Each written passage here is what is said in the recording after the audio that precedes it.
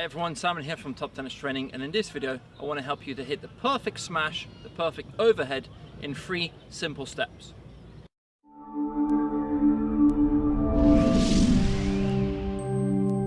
So when you recognize that the ball is coming as a lob, you recognize that the ball's coming high, it's going to be over your head, the first step is to get side on to the net.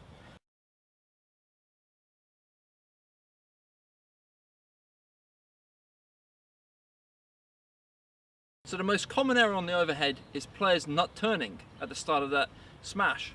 So they recognize that the ball's coming as a lob and they start using this back pedaling step to get back. With those steps, you'll cover very little distance, and also even if you get to the ball, you're front on, so you're just using your arm to generate the power. Now if we look at players like Sampras, who had one of the best overheads of all time,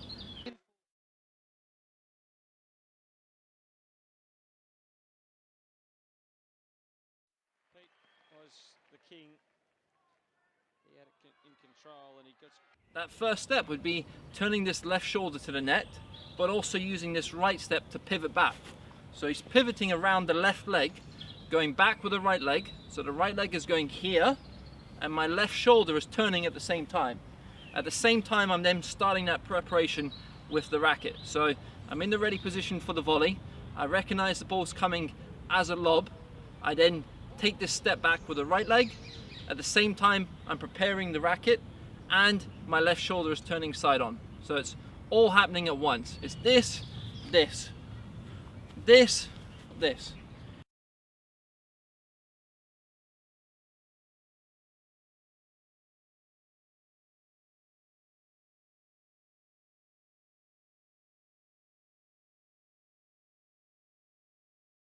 And if you can master that step and do this really quickly, it will set you up really well for that overhead. So once again, I'm in the ready position, I recognize it's coming as a lob, I then start that preparation with the racket, at the same time I'm stepping back with the right leg, and I have my left shoulder now turning, but everything's initiated with this right leg.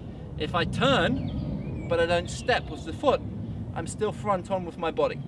If I step, firstly, this becomes easier. The shoulder becomes easier because now I have that ability to turn the hips and the shoulders fully side on to the net. So I'm in that ready position and I turn side on. That's the first step to getting back to that smash. It's always better to go backwards and get behind the ball so that you can come forward and attack that smash aggressively rather than the opposite. Going forward and then recognizing the ball is deeper than you expected and then having to backpedal to get to that ball.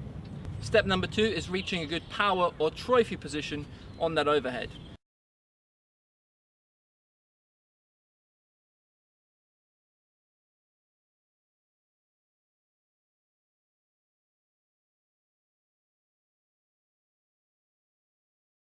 So this is slightly different to the serve. On the serve, we're in control of the ball toss, we're in control of when we make contact. On the smash though, we have less time because the ball's incoming. The ball's coming with quite a bit of speed if the player hits it with a topspin lob. So that ball's dipping quite fast. If I go all the way back to where I go on my serve, most likely I mistime it. So for most players on the overhead, it's much easier to keep your racket upwards, similar to the trophy position on the serve. So similar to this position, but instead of being here, a little bit more on the right side of my body. Now this will allow me to have a shorter swing to the point of contact, and it will be much easier for me to time that smash. If I take the racket too far back, it takes too long for me to then swing and it ends up being slightly late and I won't be able to really transfer the weight into that smash. So I want to keep my racket on the right side of my body, racket head is higher than the grip level. I don't want to have my racket like this and just dink the ball in play. I want to have the racket head up. You can see the strings are facing the court now, facing the net. And from that position now, my left hand is helping me to judge the ball. It's helping me to track that ball. So as the ball's coming down, this left hand plays a crucial role. I want to find that ball with that left hand. Imagine that you're going to catch the ball with that left hand when the ball's coming down. You want to feel that you're watching the ball over your left shoulder. So I'm not watching the ball like this, but I've turned my shoulder like here so that my left arm is across my body's line, and I'm watching the ball now over that left shoulder. So it's like this in that position. This will ensure that I have a full shoulder and unit turn, so that when I do uncoil on the forward phase, then I have that rotational power from the trunk and from the hips. So I want to feel that I'm in a position similar to this when I'm going back for that overhead smash. And the third step is then getting behind the ball. So I want to get behind the ball before I come forward. The first one, if the ball is quite close to me and I don't have to move too far back, I can simply use the side shuffle, the side steps. So I'm in that position, I pivot, I prepare the racket, and now I can use the side steps like this to cover balls that are closer to me.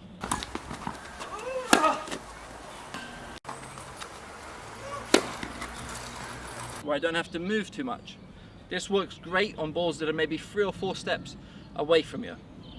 If the ball's a little bit further back and I have to really cover some distance in a short amount of time, I then would use the crossover step. So from here, I pivot, and now my left leg will be crossing over, pushing me back to get behind the ball.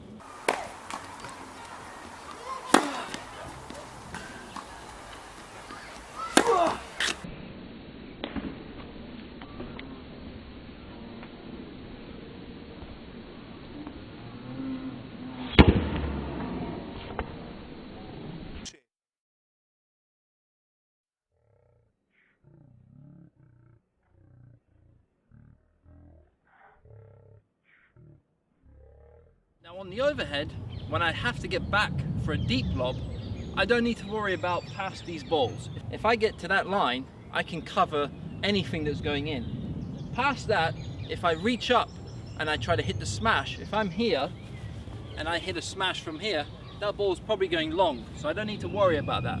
So my concern is to get back to that line, those line of balls right there.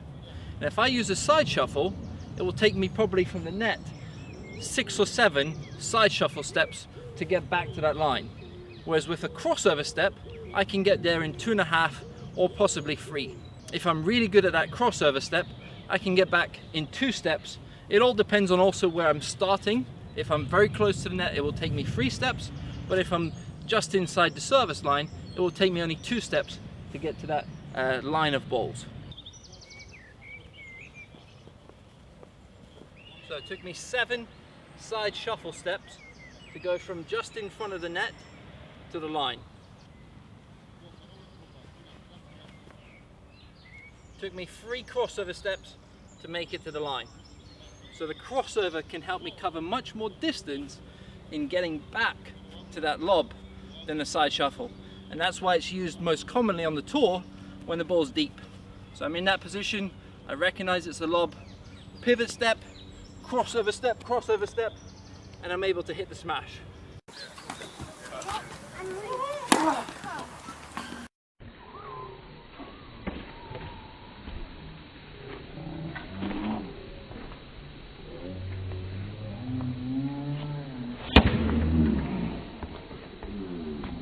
So if I use that crossover step well, this will help me get behind the ball, which will then help me to hit the ball out in front.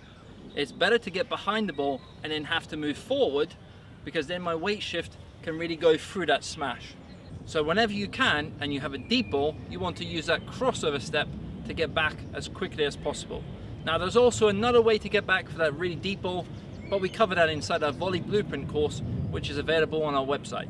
So if you want more help on your volleys, on the net game, coming forward, where to approach to, how to finish points at the net, how to hit all the different types of volleys that you may encounter at the net, half volleys, low volleys, medium height volleys, high volleys, how to get more power on your volleys, how to control fast balls at the net, how to reach really deep lobs, how to cover different types of lobs, because in a lob we also have to go to the right and to the left often. So it's important to know which steps to use when going backwards and to the left or backwards and to the right. So all of that is covered inside our volley blueprint course, and it's available on our website. I'll leave the link under this video. And the last part, of course, is to hit the ball out in front. So by using the crossover step to get behind that ball, I can then make contact in front of my head and as high as I can. If I can reach up to here to make contact, that's perfect, but it only works if I'm behind that ball. If I'm reaching like this, I won't have much power and I'll have to just get the ball in place somehow. Whereas if I get behind the ball, it's much easier for me to produce that power. If you've enjoyed this video, give it a thumbs up, subscribe to the channel also, and turn on the notification bell so you get our latest videos as soon as we release them. Signing off, Simon from TTT. See you soon guys, all the best.